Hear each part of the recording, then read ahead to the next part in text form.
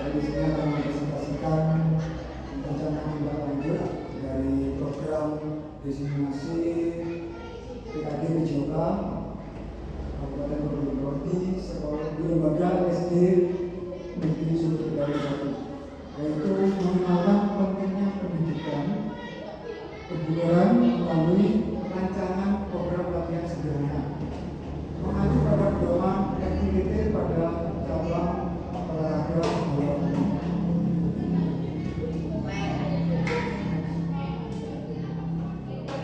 Latar belakang program latihan yang efektif memerlukan perencanaan yang cermat dan pedoman FIDT memberikan kerangka kerja yang tepat untuk mencapai tujuan kebugaran itu sendiri. Dalam rancangan program latihan sederhana ini menekankan pada 4 aspek penting, yaitu frekuensi, intensitas, waktu, dan jenis latihan. Penting untuk menggabungkan latihan kardiovaskular, kekuatan, dan fleksibilitas dalam program ini untuk mencapai keseimbangan fisik yang optimal. Dengan memperhatikan pedoman FIDT ini dan konsistensi dalam latihan dapat meraih hasil yang signifikan dalam meningkatkan kebugaran dan kesehatan secara keseluruhan pada peserta didik.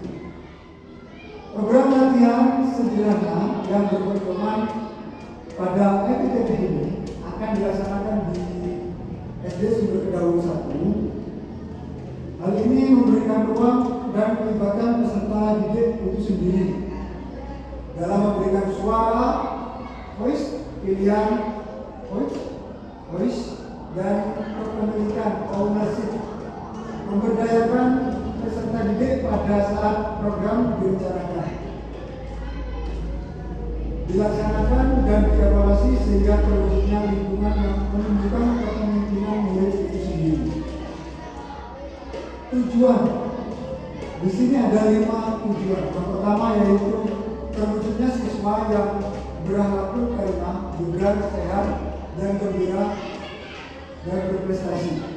Yang kedua yaitu meningkatkan kesehatan dan kebugaran peserta didik. Yang ketiga, memberikan pembelajaran secara nyata melalui pengalaman belajar itu sendiri. Yang keempat, penerapan konsep belajar aktif di mana peserta didik terlibat langsung dalam kegiatan belajar. Yang kelima yaitu meningkatkan motivasi dan keterlibatan peserta didik dalam pembelajaran. Capaian dan langkah. Capaian di sini ada 3 capaian yang harus dikembangkan, yaitu pertama pengembangan keterampilan individu, yang kedua yaitu pemahaman program latihan, yang ketiga yaitu menumbuhkan sportivitas tanggung jawab terhadap program latihan yang diberikan. Langkah-langkah yaitu sosialisasi kepada peserta didik tentang program latihan terkait waktu, tahapan, dan cara melakukan program latihan itu sendiri. Penyelenggaraan program latihan yang menekankan pentingnya sportivitas dan tanggung jawab dan peran di sini siswa sebagai peserta program latihan dan guru sebagai fasilitator dalam program ini sendiri.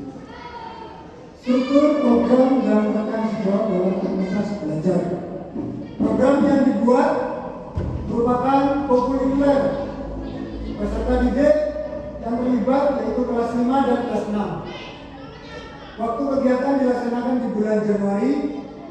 Penanggung jawab kepala sekolah, KBS atau komunitas belajar sekolah yang menjadi fasilitator adalah guru mata pelajaran PJOK. Mitra, saya akan bermitra dengan mata pelajaran matematika yang berperan sebagai pencatat waktu dari hasil kebugaran itu sendiri, dan wali kelas 5 dan 6 sebagai pendamping, operator sekolah sebagai penyedia sarana prasarana.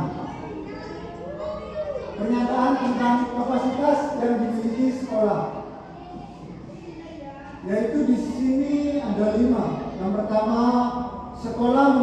kepala sekolah, guru, dan tenaga pendidikan yang sudah profesional sesuai akademiknya, yaitu sejumlah 12 orang. Yang kedua, memiliki siswa kurang lebih 145, terdiri dari kelas 1 sampai kelas 6.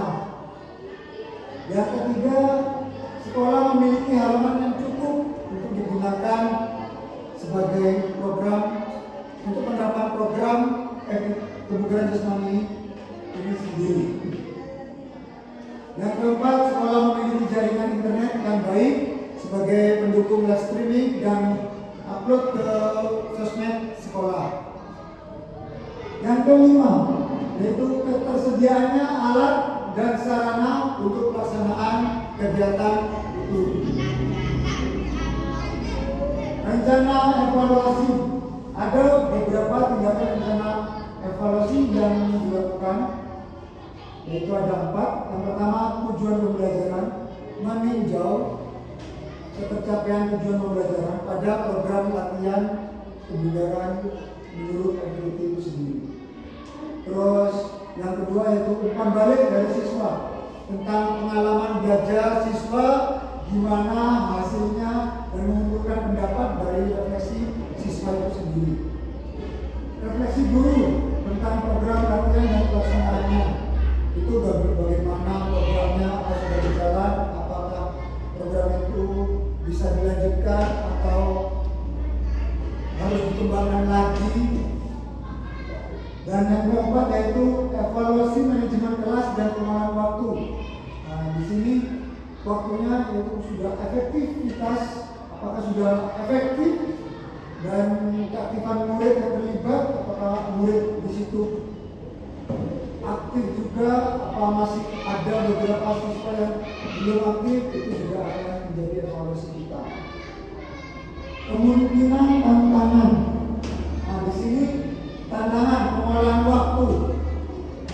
Di pengolahan waktu tantangan yaitu berbenturan dengan kegiatan di sekolah.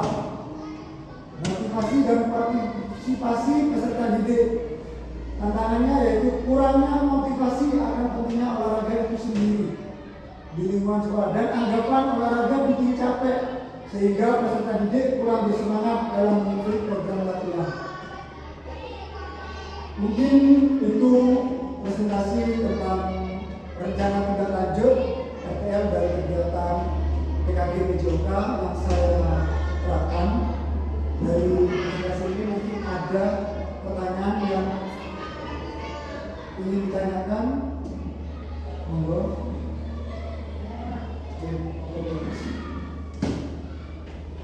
Boleh bertanya Pak ya? Saya bertanya tentang tantangan. Tadi Pak Egi menuliskan ada 2 tantangan tadi. Tantangan yang pertama tentang waktu, kemudian tentang semangat anak. Dari 2 tantangan ini, bagaimana caranya Pak Egi untuk bisa mengatasinya? Terima kasih Pak. Terima kasih Bu Anis atas pertanyaannya. Tantangan untuk pengolahan waktu. Mungkin di sini pengolahan waktu berhubungan dengan kegiatan sekolah. Memang kegiatan ini kan dilakukan di Kukulimpet, bisa waktunya bisa fleksibel. Tapi kalau sudah berbenturan dengan kegiatan di sekolah, ada contohnya ada kegiatan tari, ada kegiatan lomba keagamaan, itu mungkin saya bisa mengambil di waktu pembelajaran materi saya sendiri. Jadi di situ nanti anak-anak akan saya panggil siapa yang akan menjadi peserta atau siswa yang terlibat dalam kegiatan kebugaran jasmani itu sendiri. Dan untuk memotivasi supaya peserta didik itu lebih semangat lagi, mungkin saya akan menggali informasi lagi dan menyemangati lebih dalam lagi bahwa penting banget, pentingnya sangat penting sekali kegiatan olahraga ini. Gimana nggak penting? Karena kegiatan kebugaran jasmani bisa berdampak pada waktu pada pelaksanaan jam pelajaran sekolah, jam pelajaran mata pelajaran di dalam kelas. Mungkin anak-anak itu lebih aktif lagi, tidak gampang capek di dalam sekolah, di dalam pada waktu pembelajaran. Bahwa program pembugaran ini mempunyai efek yang apa ya? Ada efek yang sangat besar supaya dia tidak gampang. Kalau di kelas itu anak-anak kan gampang ngantuk. Nah, kalau mengikuti program latihan ini mungkin anak-anak bisa tidak ngantuk, tidak gampang capek, lesu. Jadi siswa itu lebih semangat lagi dalam belajarnya, lebih semangat lagi dalam penerapan pelajaran di dalam kelas lagi. Mungkin itu Bu Anis. Sama-sama.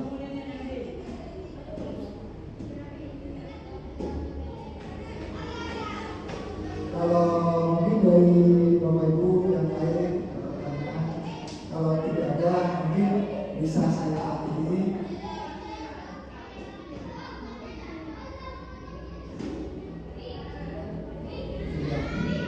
Oke, saya akhiri presentasi tentang rencana tidak lanjut TKD JOK ini. Wassalamualaikum warahmatullahi wabarakatuh.